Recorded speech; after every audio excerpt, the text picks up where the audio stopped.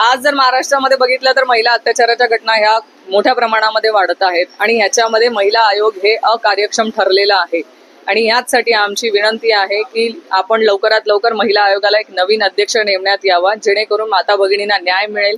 आम्ही महाराष्ट्रातल्या भगिनींपर्यंत पोहोचण्याचा देखील प्रयत्न करतोय। आमच्या नेत्या आदरणीय सुप्रियाताई सुळे ह्या येत्या 22 जून पासून संपूर्ण महाराष्ट्राचा दौरा करणार आहेत आणि त्यामध्ये एक लढा उभा करणार आहेत। ह्या माता भगिनींच्या पाठीशी उभं राहण्याचं काम करणार आहेत, जेणेकरून कोणीही हुंडाबळीचा बळी ठरू नये, त्यांच्यावरती अत्याचार हे जे होत आहेत ते होऊ नये, यासाठी आम्ही सगळ्या पदाधिकारी सुप्रियाताईंसोबत महाराष्ट्रभर फिरणार आहोत। मुख्यमंत्र्यांना या संदर्भात भेटणार आहात?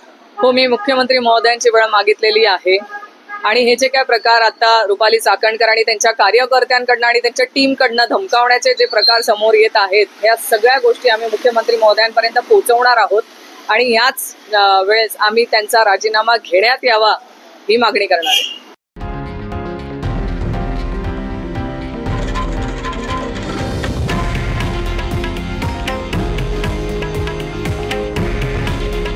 हे आहे देशातील नंबर 1 न्यूज नेटवर्क आणि आपण पाहत आहात TV9 मराठी। काळजी तुमची, हित महाराष्ट्राचं।